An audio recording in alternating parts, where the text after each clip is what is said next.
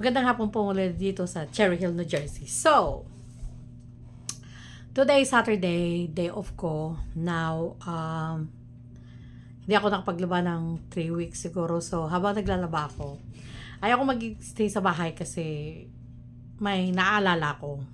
So, saka ko na i-vlog later on yon. So, anyway, so lumabas kami. So, tawag ko yung anak ko, my son with special needs. Punta kami sa department store. Yung department store na yun, nasa loob ng mall. Kasi doon ako lagi bumibili ng aking mga damit na ginagamit sa work kasi mga casual wears. So, I wasn't expecting, hindi ako nagtitingin kasi ng kung ano-ano. Pumunta kami, nagtaka ako kasi yung parking lot na pagkaluwang-luwang, puno-puno ng mga sasakyan. Sabi ko, dami-dami tao dito, anong meron? So na ngayon, pagdating namin doon, ang dami talagang tao, dami-dami. Tapos ang dami-dami yung mga boxes ng sapatos na, hold on, Skechers. Tapos, yung bagong style ngayon ng Skechers na paglagay mo ng paa mo, hindi mo na kinakailangan yumuko, talagang isusot lang ng paa mo na ganon, hindi siya mafo-fold yung dito ba niya, yan. Di ba kasi pag yung kinakailangan talagang igaganyan mo yan pag susok mo yung paa mo para hindi ito mapipil ko. Pero ngayon, dahil nga sa mga bagong innovation na ngayon ng mga sneakers, so ito ngayon yung sa Skechers, matigas ito. So, pero may cushion siya. Ibig sabihin, susok mo na lang yung paa mo. Anyway, so, ang dami-dami nakita kong ganyan. Tapos, ako nakita ko yung mga dresses na sabi buy one get one free. So ngayon nagtingin-tingin ako, buy one get one free. Usually ang mga price ng mga dresses na yon is from $30 to $70. Ganon ang price range niya. Ngayon, dahil sa aking mastectomy, namimili ng damit yung katawan ko, otherwise mas nauna yung tiyan ko kaysa dibdib ko. So ngayon, kinakailangan namimili ng tela yung katawan ko.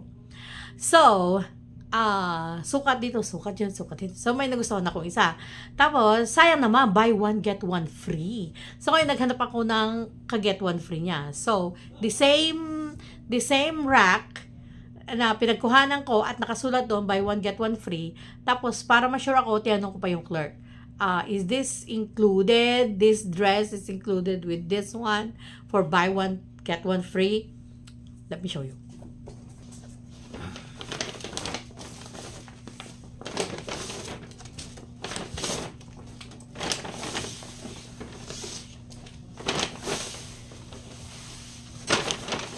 So, ito yung una kong dress na kinuha. Unang-una, gusto ko talaga yung material niya. Hindi siya mainit sa katawan. Dahil kung mainit siya sa katawan, mangangati ang katawan ko. So, I really like the material na ito pang spring, pang fall, ganon. At dapat nasuotin ng mga tao dito pag winter, makapal kaysa dito. Pero ako, hindi ako pwedeng magsuot ng makapal kasi sa loob ng work, mainit, naka-heater yan. So, nainitan nga ako eh. Anyway, so nagustuhan ko to, so kinuha ko to. And then, sayang naman yung plus niya. So, kumuha ako, ito naman. The same brand. Yan, the same brand siya na CC. So, ngayon, pagpunta ko sa register, itong mga kalokohan, kaya mag-ingat kayo. Lalo na kayong mga nandito sa Amerika. Pumunta ako sa self-service, bakit hindi get one free? Sabi ko na gano'n. So, ang ginawa ko, pumunta ako doon sa may cashier, sa may tao. So, hindi na lang ako doon sa self-service na magbayad. And then sabi ng sales clerk, sabi niya, "Oh, it will be minus at the total." Sabi niya na gano'n. Okay, sabi ko naman, hindi ko na pinansin nang nagbayad ako ng $248. Kasi sabi ko, marami akong binili kasi pati mga blouses na so naalam kong medyo pricey din na konti. So, hindi naman marami, 3. Anyway, nung nakalabas na kami na anak ko, sabi ko, sandali, bakit ganun yung binayaran ko? Nagtaka ko. So, tingnan ko yung resibo, wala naman akong nakuhang free. Tapos, in-add ko lahat, wala akong nakuhang free. Binayaran ko lahat. Bumalik ako sa customer service. Together with my receipt, I said, this is not right kasi hindi ako nakakuha ng, dapat for free yung isang dress. So, yung isang dress is $60, yung isang dress is $30. So, syempre, ang babayaran mo doon kung ano yung mas mahal. At ang kukunin mong free is yung mas mura. So, ganun na ginawa. Ganun dapat. So, dapat makakuha ko ng free na $30. Hindi. So, ang nangyari, buti na lang, na-realize ko yun bago ako umalis sa parking lot kasi malapit ako sa kotse ko. And then, bumalik ako ng customer service. Ayun, binalik nila yung $30. Kasi, siyempre, lalo na pag yung maraming mga pera dyan na, na hindi mo nare-realize na, yung ibig sabihin ng maraming pera, ibig sabihin, talagang nagsadya ka talaga na mag-shopping. So, hindi yung limited lang yung, maggagastos lang ako ng $50. That's it. Hindi yung ganon. Yung may mga nag-shopping kasi, minsan kagaya ko, na pupunta ko doon at wala akong set na budget. Basta kung ano yung magustuhan ko, binibili ko. So, ayun, buti na lang na realize ko, sandali. Kaya mag-ingat tayo kasi kung minsan, yung mga buy one, take one na yan, at yung mga may sales na yan, mag-ingat. Kasi pag hindi mo siya talagang tututukan, bumabawi ang department store. So, ganun din yung dito sa anak ko, no? So, ngayon, hindi namin alam, ngayon lang namin nakita na dumating ito na one day sale nakalagay. Tapos ngayon lang namin nakita nung pag nakauwi na kami kasi kararating lang nito. Tapos yung itong mga shoes dapat na binili niya, ang price dapat na nandito, asan na yun, is from, nakita ko na yun here we go, $29.99 to $79.99. Tapos buy one and then get the second pair for $2, $1.99. Ganon ang deal. So, ngayon, hinayaan ko lang tong anak ko. Again, I told you he has special needs. So, kaya naman niya yung mga ganong bagay. Hinayaan ko siyang mamili. So, ngayon, hindi naman pala $79.99 yung binili niya. Kung hindi, nag-ano na sila doon,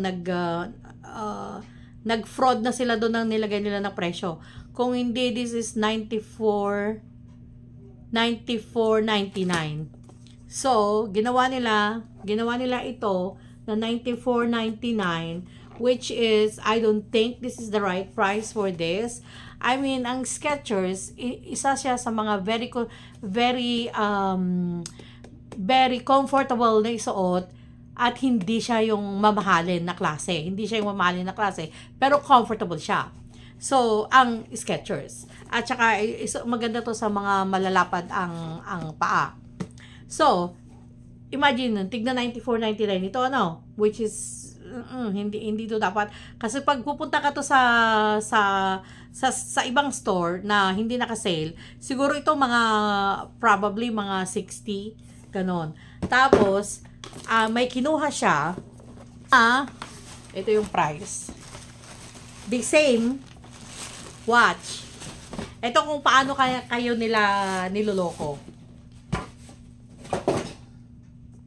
The same. Look. See? Ito lang, darker ang tint niya at ito lighter, but parehas sa parehas. So, ang presyo nitong darker is $94.99. Tapos, ang presyo nitong lighter is $79.99. So, ang total niyang binayaran is $96.98. So, ibig sabihin, Unang-una, bakit dapat hanggang $79.99 lang dapat ang pinakamahal? Eh, bakit nagbayad siya ng $94.99 dito? Tapos, bakit ito mahal?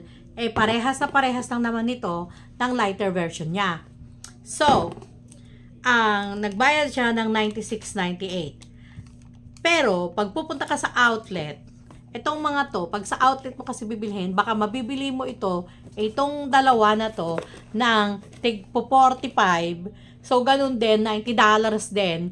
So, ibig sabihin, hindi ka talaga nakatipid, you know? Hindi gaya ng sinasabi nila.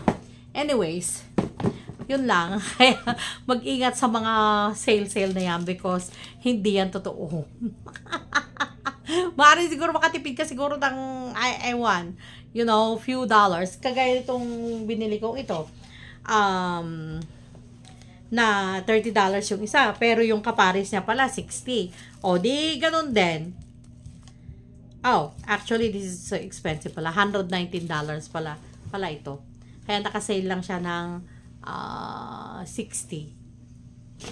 Alright. So, yun lang ang gusto kong sabihin. Kaya umuwi kami dalawa dito. Mga manloloko. Ganyan kami. Yes. So, yun lang po. Thank you. Bye.